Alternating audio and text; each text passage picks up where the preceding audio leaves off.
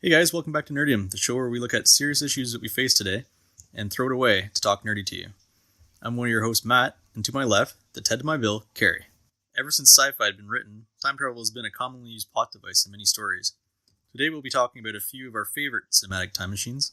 So Cary, when you're ready, come with me if you want to live. I've heard that before. Sketchy.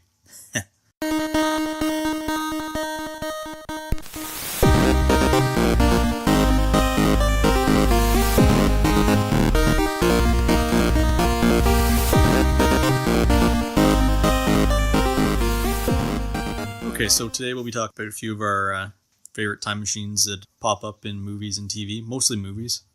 I know Cary picked one that's commonly used in a television show. Well, technically, all three of mine have been in television shows. It's just that more commonly than my number one is like the television show time machine. Yeah, it's not giving it away. Nope, not at all. Okay. So, time machines have been used almost in every sci-fi series, plot, at some point. It even kind of spills into fantasy stories and fantasy plots. It makes for a mean MacGuffin, that's for sure. It does, and it's also a good way to unwrite yourself out of a corner. Nothing says retcon like time machines.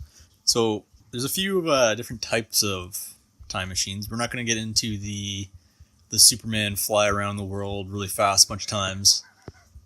Change the rotation of the Earth and not kill everybody in the process. Yeah, because that's deeply rooted in science. No. So much of science fiction is deeply rooted in science, it seems. And we're also, I think we're going to avoid the Star Trek voyage home, bird of prey around the slingshot around the sun and through the sun. Well, did they not do that like a couple of times? Like, wasn't First Contact like the Borg shooting around the sun as well? No, it was a temporal displacement thing that they did. Yeah, Star Trek loves their time travel, and they do it in almost any way they come up with it. Yeah, Enterprise was almost entirely ruined by time travel. Yeah, I know. And Discovery, it's dabbled in time travel a little bit, but they flirted with it. Yeah, they flirted. Every Star Trek has its time travel moment. It seems. To me, For that particular series, it's a little bit of a lazy writing device. It's just throw some time travel at them. Yeah, there's temporal distortion. There's really so much more they could just write about. They have an unlimited universe. It's infinite. There's nothing you can't say exists in the universe, but for some reason they got to do the time travel thing. It just makes me shake my head. The original series did it at least once. The Gate to Nowhere, or whatever the episode was called, that was actually pretty cool. Mm-hmm. But after that, they just started getting a little too excited about time travel. Yeah. And luckily, like, another prominent series, Star Wars, hasn't really used time travel that much. At least in Expanded Universe, it's kind of popped up a little bit. A little, yeah, but they just kind of stick to this. They're like Star Trek in that they have more than enough going on that they can play with without having to deal with that. That's just kind of like I said, to me, if it's in the wrong kind of setting, as in it just suddenly pops up, it's I'm not sure I'm ever all for that. Yeah, and then you also get the more science-based. Not that those weren't science-based, but you get the science-based time travel or time machines, such as the time displacement bubble in Terminator. Mm-hmm. Slightly, they try to explain a little bit of it through science in the Terminator series. They don't go in too much detail because it's such a complicated device. Well, it is, and you just kind of show up in a lightning orb, and then you're buck naked. And nobody needs that. No? Nobody needs that. Sounds like your birthday. That's why I said nobody needs it. Nobody had fun at my birthday. Nobody had fun. I had fun at my birthday. Yeah. Nobody else seemed to have fun at my birthday. Certainly not the kids at the park. Hey, man. I don't remember the whole day. I just remember a lot of police were involved, and now I can't go near the park again. Another very heavily science-based time travel or time machine is the boxing Primer. Have you seen Primer? I've never seen Primer. Have you ever had a headache? I have had many a headache. Watch Primer and you get the biggest headache that you've ever had. All the more reason to not watch Primer. I don't see why I would want to do that to myself. They have weird time travel paradoxes that just kind of wrinkle your brain a little bit. And it's actually really interesting. And I think the writers actually involved some physicists or something. I think I remember reading about that applied some kind of principles or theories of time travel to it? There's no shortage of like time travel theories. Even Einstein dabbled in time travel theories. I know Hawking had his say. Everybody has their own say, but I'm going to take the Vulcan Academy stance of time travel is just not a thing that occurs. Yeah, it's just a lot easier that way. And then you also get the more mystical or supernatural types of time traveling devices, such as the time turner in Harry Potter. I don't even remember that, but when I was doing some research on time machines, there was the time turner. I was like, oh, that was Hermione's necklace, wasn't it? Yeah, I think so. Yeah, she was using it for the dorkiest of uses, and I can't remember what courses it was, but she was doing it to take more courses or study more. I can't remember the whole ordeal, but sure, I remember the time travel mentioned in Harry Potter. Mm-hmm. And then you also get the. This is more of an obscure one, but you get the journal and butterfly effect. It's not technically the journal. It's Ashton Kutcher's using his abilities, but he used the journal to... Yeah, I saw the movie once, and I was good on it once. Yeah. But I do remember him traveling through... I remember the process that he went in through traveling through time. Yeah, I liked the movie. I thought it was well done, but after you watch it once, you kind of don't really need to keep watching it. Yeah, pretty much. You're not gonna see something that you missed the first time around. No. Also, along the mystical supernatural lines, you also get whatever the hell it was that sent Donnie Darko back in time. I've never seen that movie in its entirety. Really? Yeah. Of all the movies that you think I would have seen Donnie Darko at least once. Never seen it from start to finish. I've shown up in little snippets here and there, and I'm always so damn busy I can never watch the whole thing. That's kind of what the movie is. It's just little snippets. They kind of explain it as some sort of wormhole. Sure, wormholes are good for that. But, yeah. I think the jet engine is what caused the wormhole, or the wormhole ripped out a jet. Anyways, yeah.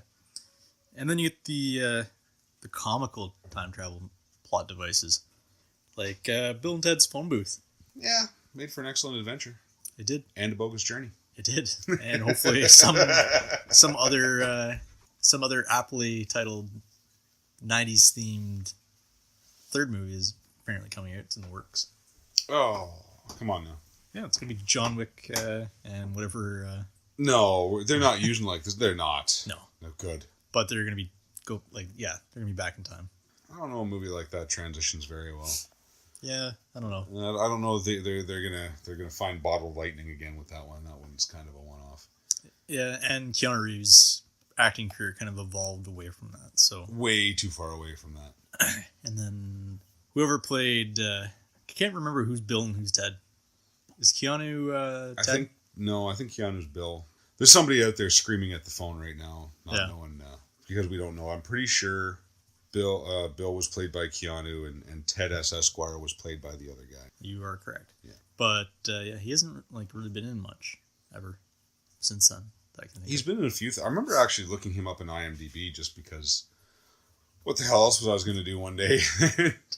He's actually been in quite a few. I think he's played a villain a couple of times, but he doesn't exactly have the credentials that Keanu kind of got away from with once he left that. Yeah, which is funny because he was not that they're both acting to their potential in either movie, but it's interesting that Keanu was actually the one that pulled ahead and took off. I don't know. Yeah, weird. Yeah. And then you also get, of course, the hot tub time machine. Oh, that is the best time machine. Very comical movie. I'm assuming everybody's watched it at least once and seen the sequel probably once. It's good for you. Yeah, it's good for you if you haven't seen it yet. Yeah. You also forgot to mention one of our favorite comic book adaptation of time travel, and that's the Cosmic Treadmill with the Flash. There's also that, yes. Yeah. It hasn't shown up other than in the Flash TV series, but it hasn't been used really. In the Flash TV series, it kind of the treadmill's there, but they never actually. It's not the Cosmic Treadmill. He has, and he's sticking his dick in the time stream just by running around the city for no particular reason. And just screwing everything up left, right, and center. That is a very interesting way to describe it. Well, he is. If you look at the series, I can't remember if the 1980s series really did a lot of I can't remember. I don't think they did. But in this one, or in the WB series, it just seems that he's always time traveling. He's never getting anything good out of it. No. But even in the comic books, he had he created the Flashpoint paradox. He created the New 52. Like he's all kinds of trouble with that thing. Barry Allen is one of the last guys I would ever trust with time travel ever again. Yeah, and it was pretty early on that he did his first time travel that's kind of screwed up. Like, he's still fixing a lot of the damage he's done from, like, the first time. And I was down with him jumping dimensions. Mm-hmm. You know, and it's funny, a lot of the time machines that we can go through and talk about, a lot of them do a lot of dimensional jumping as well. But with the WB, if they just, I think, stuck with the various Earths, Earth 1, 2, 3, Earth Prime, and all that jazz, they could have gotten a lot more story instead of the I need to go back and fix this. Well, now I need to go back a little bit further and fix that before I can fix this. Sort of. Yeah. That series fixing really, that, I fixed it wrong. And yeah, that series is really leaning on time travel, and I don't think they should have really. They got too far into it, I think. I think they're just too deep into it. They don't know what to do anymore. It's quite the ball of knots they have going on now. So Yeah, because they started playing that time jump game. Yeah. They just should have stuck with the dimensional jumping around. And, you know, him just being the Flash and doing Flash stuff. Yeah. I'll start with a cheap throwaway for one of my favorites. Okay. And then you can give me yours and I'll give you my ultimate favorites. Okay. I'm kind of stuck between two. Either the Time Machine from H.G. Wells' Time Machine. Not the 2002 movie that was passable as a movie. But the 1960s movie. Mm-hmm. If you ever watched The Big Bang Theory where they all go in halves or 4 ways on the time machine, that's the time machine I'm talking about. Yeah, the big swamp hovercraft. That's right, the Victorian era chair with a giant serving platter on the back that rotates. Yeah. That was like when I was a kid. Of course, my granddad used to make me watch all kinds of like old school movies and stuff like that. Mm-hmm. And long before I ever read The Time Machine, he made me watch this movie. And that was always like the weirdest, coolest thing because we used to have an old chair that looked like the chair that the actor sat in, and you know, as a kid, I played with it more than enough, but it was always really, really cool. It looked overly simple and yet overly complicated all at the same time. Mm-hmm. You know, of course, you use it to travel a little bit further because the movie was written in like 1959, but made in 1960. They, of course, you know, they touch a lot on World War II and playing around with that, and then. Of course, he has his accident. I can't remember if he knocks his head and slumps over on the control valve, but he ends up 800,000 years in the future where mankind has evolved into the 2 races of the Eloi, which are all the nice, pretty, nice young people up on the top of the earth, and the grotesque, glowing-eyed, gangly-toothed Morlocks underneath. Mm-hmm. The Morlocks are in the Eloi, and the Eloi are up on the planet surface. They're eating berries and nuts and just being all kinds of beautiful people. Really, really good story, but really just weird idea for time travel. Mm-hmm. They do a little bit better, I find, in the 2002 movie for showing the time rift around the machine and how we can travel through without either, you know, a truck plowing through them or anything like that. It kind of shows that time displacement a little bit better, but, mm-hmm. you know, 2002 special effects, a little bit better than the 1960s. Yeah. But the whole idea, the whole concept, the whole look, it was a very, very practical special effect. It was a very, very practical set piece. Yeah. And that was kind of part of the charm for me. That was one of the ones that I really, really liked. Okay. I haven't seen the 1960s one. Does it follow the same kind of tragic plot point that the 2002 one does? Yeah, exactly. Yeah. It's the same thing? It's the same. They both follow the actual story, The Time Machine by H.G. Wells, very, very well. In the 1960 version, the scientist is called H. George Wells. H.G. Okay. Wells. Yeah. And then in the 2002 version, he's Alexander Hartigan. Hartigan. Sure, why not? Let's pronounce all the letters. There are big, like, huge differences when they're showing you the time travel. Mm-hmm. Right? Like, George Wells travels into the future, and he sees his older friend, and there's a war going on, of course. It would be like 1940s London. So you got the bombings going on, all that sort of jazz. Mm-hmm. In 2002, more of the same, but when he jumps a little bit further ahead, he jumps really into the future. And we have a colony up on the moon, and we're drilling the moon, and we're doing all kinds of crazy, what we would, even today, we would see as futuristic. Mm-hmm. He jumps a little bit further, And lo and behold, we've drilled through the moon. The moon's breaking apart into a bunch of pieces, careening towards the Earth.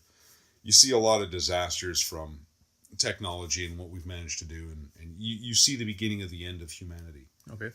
I can't remember what drives him to get 800,000 years into the future. I think he just panics. I think it's another he knocks his head thing. Yeah. Okay. Yeah. Sure. So then he shoots way forward. So then they both kind of follow it. The 2002 movie, I think it was the Morlocks, had some super smart leader. Jeremy Irons. Yeah, underground. And whereas the 1960s version, the Morlocks, they were just a bunch of Neanderthal-like cavemen. They didn't really have that figurehead. Mm-hmm. But still really good movies. Like, if you've never seen the 1960s, it's good for 1960s science fiction, if you like classic science fiction. A lot of people out there do, because some of it's pretty quality. Yeah, the special effects are 1960s. If you can sit through a movie like Logan's Run or Fantastic Voyage without cringing too much, The Time Machine's a pretty solid standalone movie. Okay. If not, 2002, if you need a little bit more in the way of special effects, you can get a pretty good idea. The Time Machine looks completely different and acts completely different, but the principles are all there. It's still pretty funky. Yeah. Okay. Yeah, that's pretty good.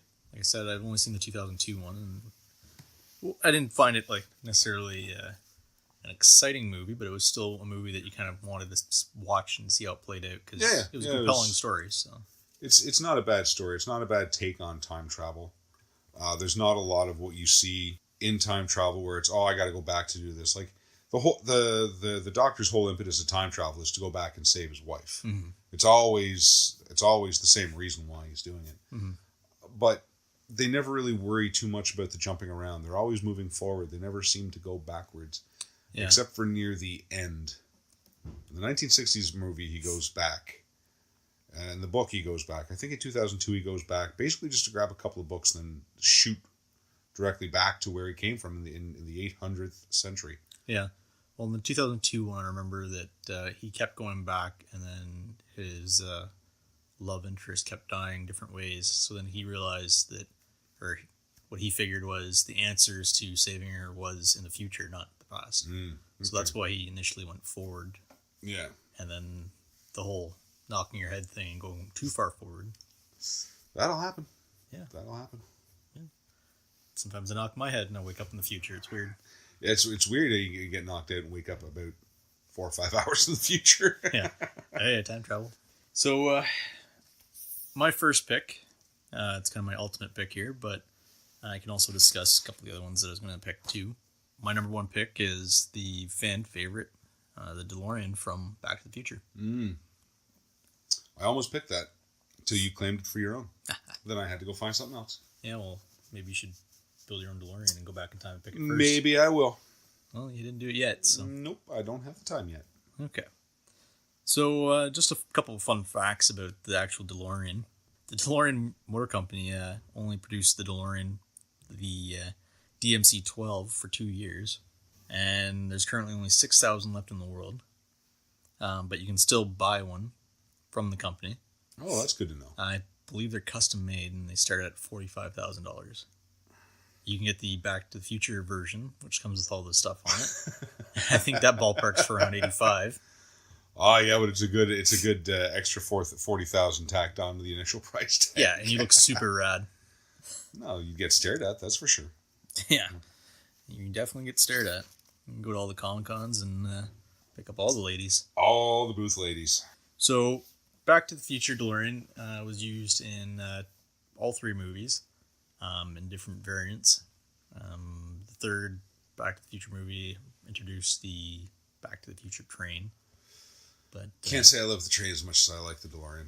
Yeah, the train has its own charm, but it's not the DeLorean. No. And there's also the comic book series now, with the kind of focuses around Doc Brown and the time traveling. I think there's Men in Black involved now too. Oh, okay. Well, hey, why not have a crossover? Yeah. So, as Doc Brown explains, that one night when he was hanging a clock in his bathroom and then he fell, gave me the idea for the flux capacitor for the DeLorean. I never have any good ideas like that when I fall off of stuff while I'm hanging things. Yeah, well, you're not cool like Doc Brown with that hair. Nope. I grow my hair on my face, not on my head. So the DeLorean uses 1.21 gigawatts. When it's traveling 88 miles per hour, the power flows into the flux capacitor, and then it creates a temporal displacement, which makes all the sparks and the little flash, and then the burning tire marks.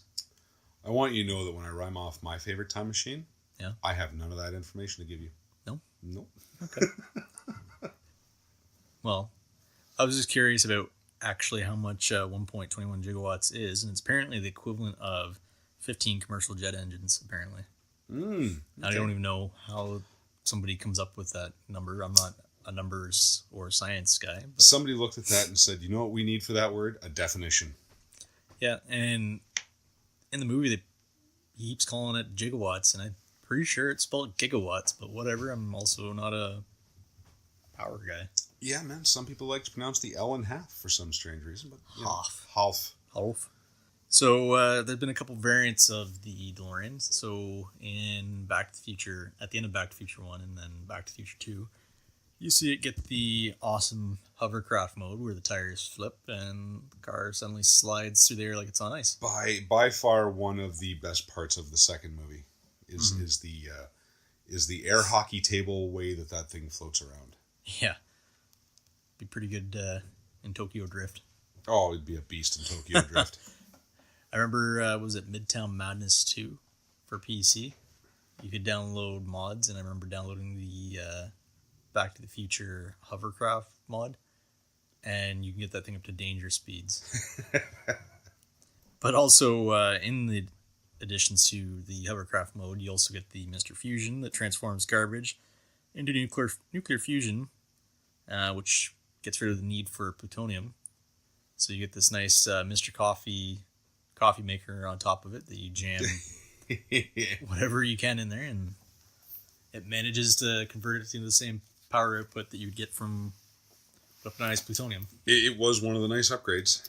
And also, did you know that the red and green display lights are also a throwback to the H.G. Wells time machine? No, I did not. Yeah. I did not. I was just kind of took it for granted. They were just red and green. Oh, well. Yeah, the red, green, and yellow. Okay. It's the same lights as the time machine. Oh, look at that. Good to know. Yeah, there you go. Yeah, a little pop trivia for everybody. So the DeLorean was chosen because of its the stainless steel body of it, and also the how the doors open kind of made it look almost like a futuristic kind of spaceship. Mm-hmm. Something that they actually played to in Back to the Future 1 when he goes back in time and then has to terrorize that poor...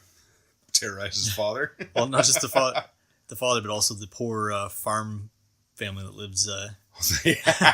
That's right. Yeah. But yeah, he also terrorizes his father by pretending to be a low-budget Darth Vader. Mm-hmm. Yeah. But the time machine does come with its own problems, so... because of how it was designed, they had starter issues. So in Back to the Future 1, it had to get a direct shot of lightning right to the core. Yeah. To actually get it to go. And then also in Back to the Future 3, you're looking at no plutonium back then. Didn't they strapped it to, they used the train to push it, didn't they? Yeah. To get to the 88 miles per hour. Yeah. It's been a long, long time since I've seen any of those movies.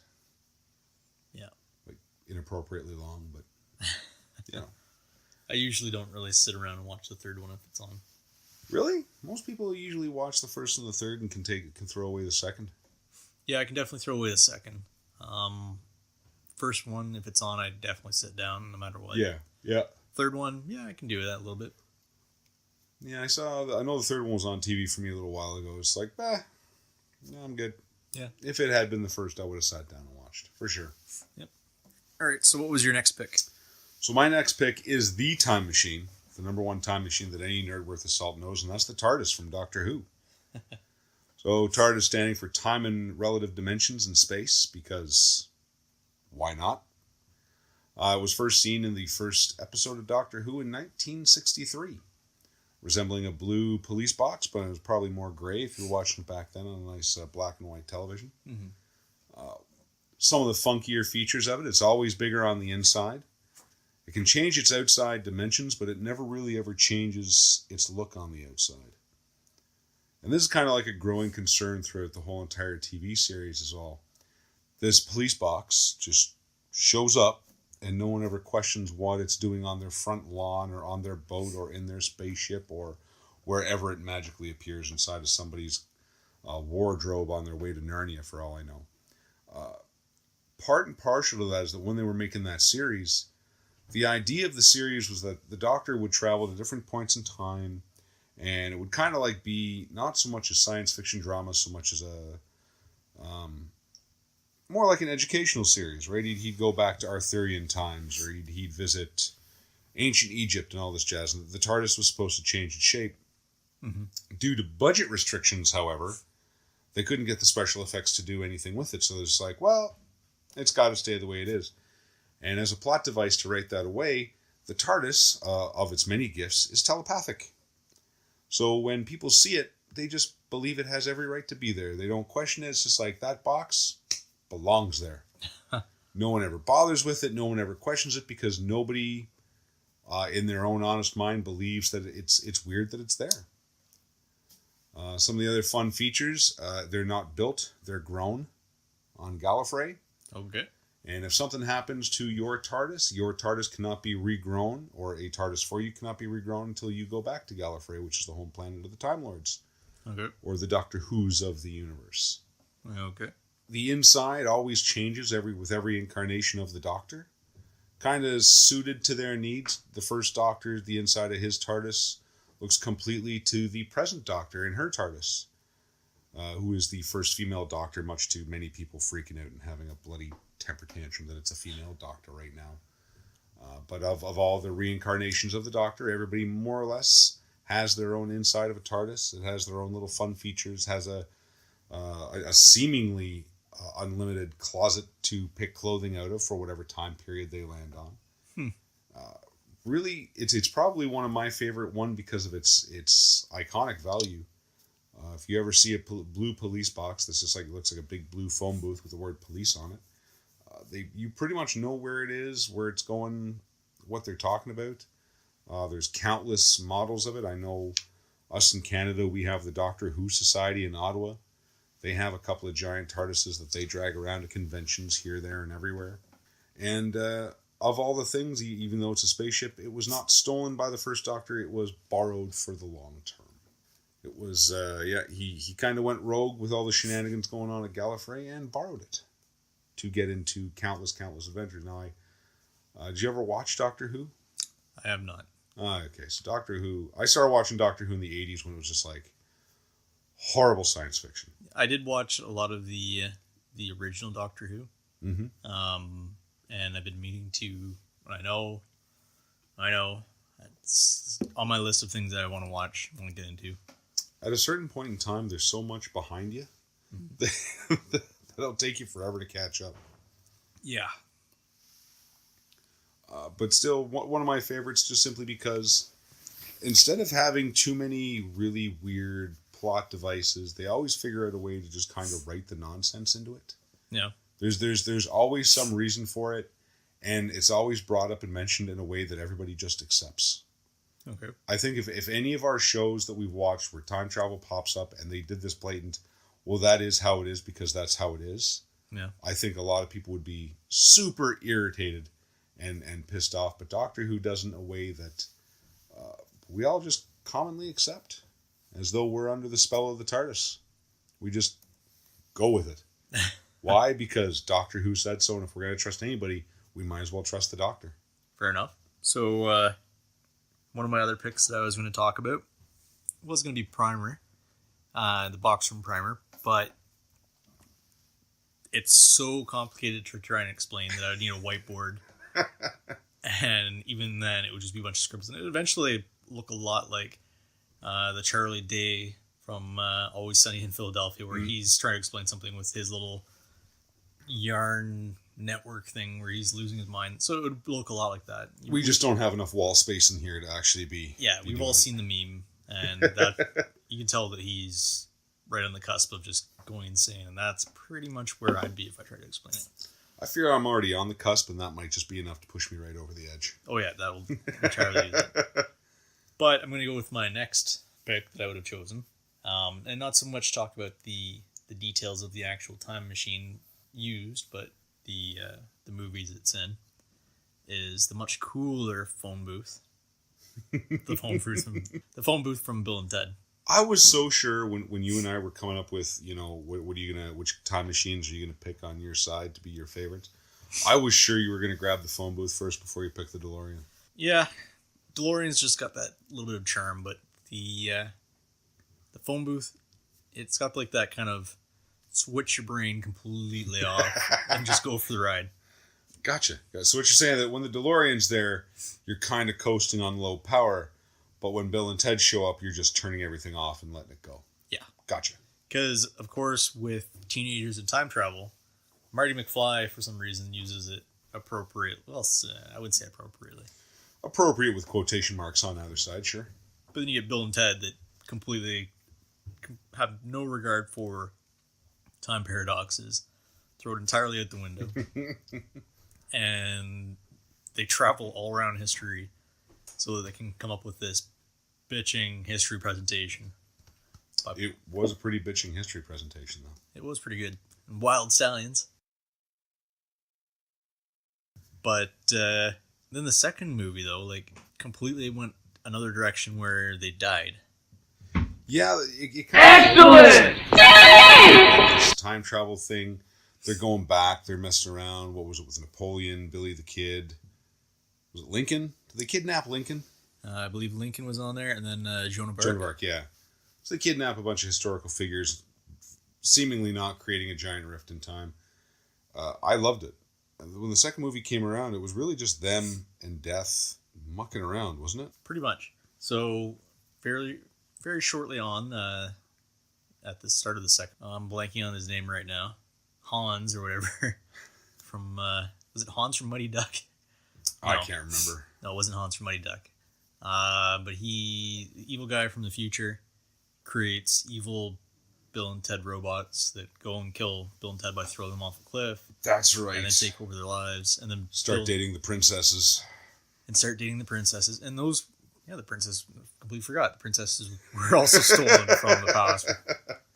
No worries. So, it's basically a journey of Bill and Ted going through the afterlife, trying to claw their way back to the living. They challenge Death, played by William Sadler. A couple different games. They eventually best him. And was it checkers they bested him on? I remember they played Twister. They played checkers. Can't remember what they won. I remember Death having like a temper tantrum. Yeah. Was it Monopoly that he flipped the board? Possibly. I don't know. No, I think he flipped the board with checkers. Anyways, so they best him, and then they go on this journey with Death into heaven, where they talk to some of the brightest minds, and end up getting those two twins. The station. Yeah, station. And then they go back to Earth and build their own awesome robots. It's a plot-driven movie, is what you're saying. It's really, really driven by plot. Yeah, if you haven't seen it, that's how I described it and how broken I described it is pretty much how the plot goes. You'll get about as much excitement from the movie as you just got from you describing that movie. Yeah. If you want to sit down and watch Bill and Ted, and you called it a day right after their excellent adventure, you really don't need to go down their bogus journey. It's really not.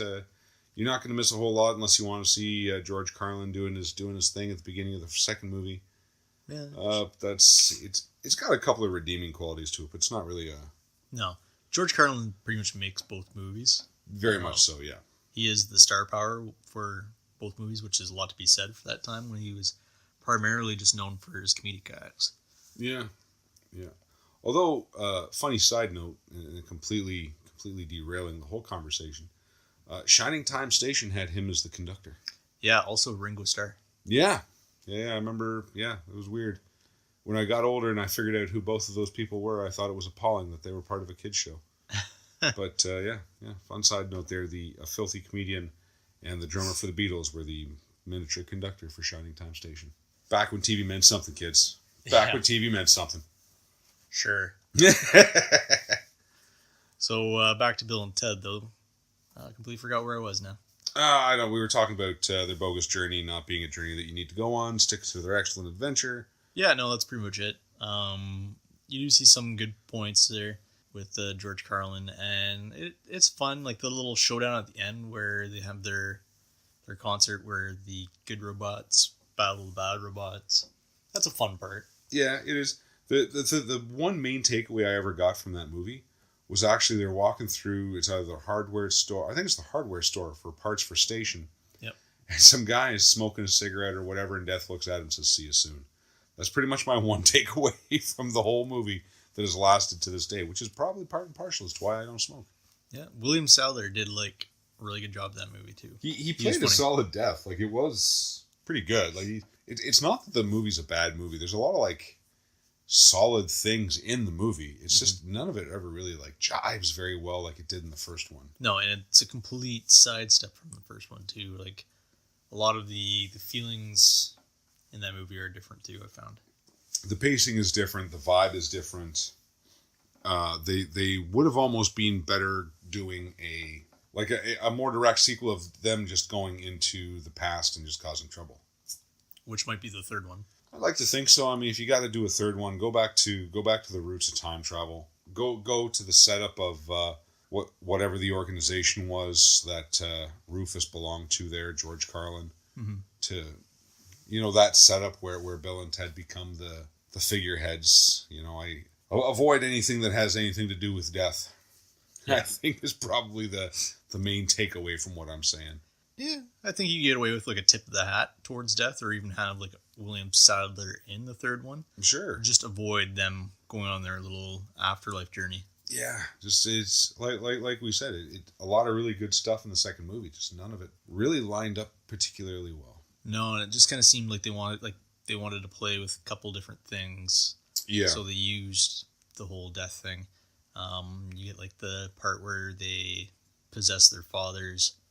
Yeah. You get the seance scene, which is just not great acting. No, well, I mean, not that Bill and Ted's Excellent Adventure, Bogus Journey was ever acted well by anybody for that matter, but true, it gets pretty crazy, pretty cringy, I think, in Bogus Journey. Yeah. So, my final pick, and this is kind of what affected me through my childhood, growing up and then going into school and spending the inordinate amount of time I did in history classes because of all the classes, why not history, right? And that is Peabody and Sherman's Wayback Machine. Okay. Yeah, man. Rocky and Bullwinkle. Exactly.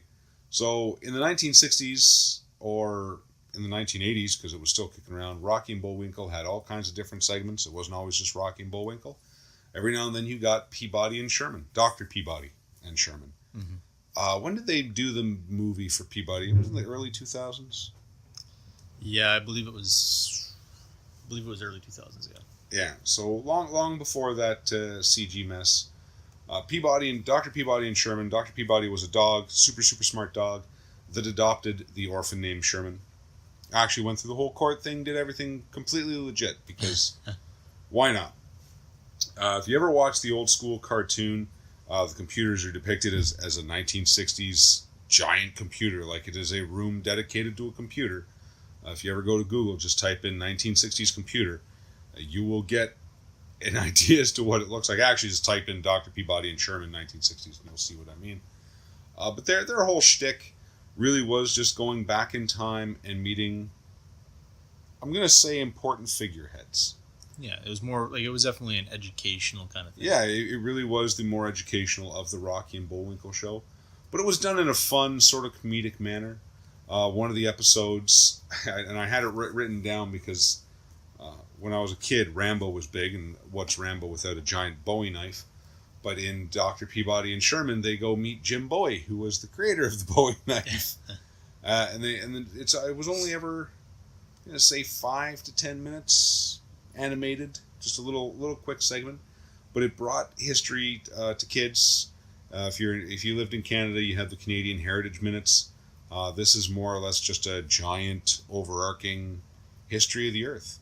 They went to ancient Rome and dealt with Caesar. They went to the Victoria times and dealt with Queen Victoria. They did all kinds of really weird, kooky, fun stuff. And Dr. Peabody was forever admonishing Sherman for speaking out of turn. And just really, really fun. I threw it on my list simply because as a kid, that's what really got me into not necessarily time travel so much as just history as a whole.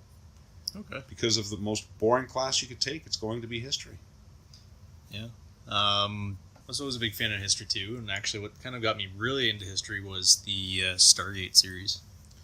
I never liked the Stargate. I liked the movie. Yeah. Never liked the series. I remember seeing the original movie in theaters, and then SG-1 was pretty good.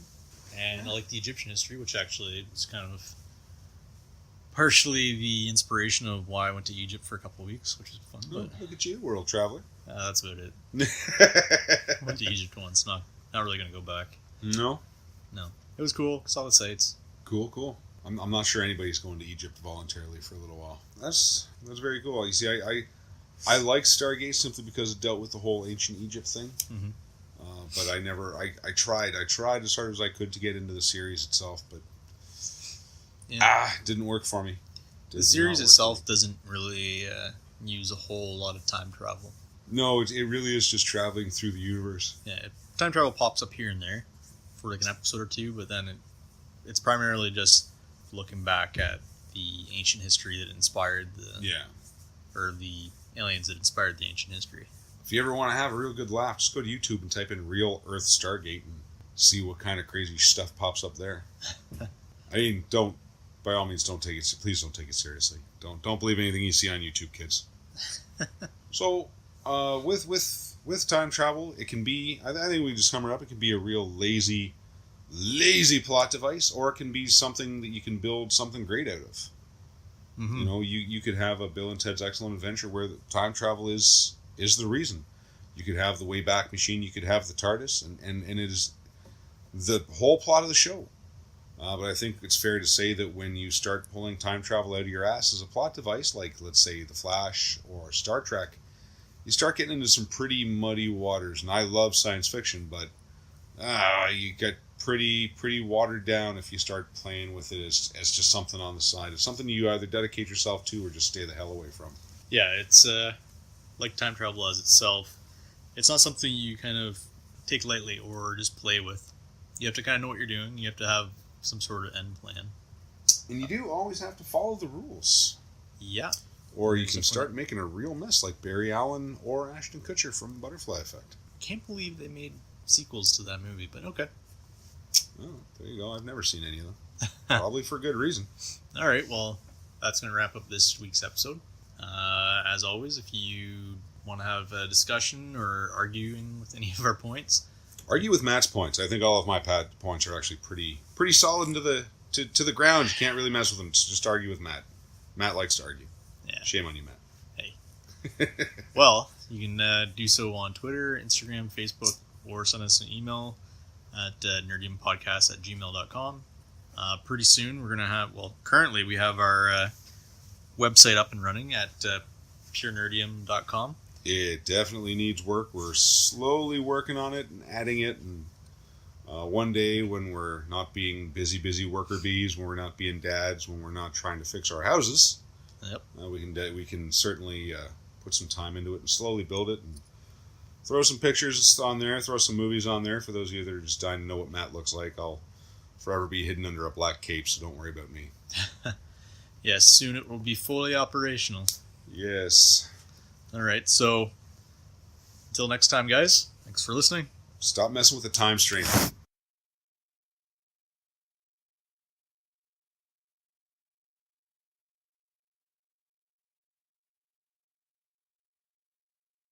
Great Scott!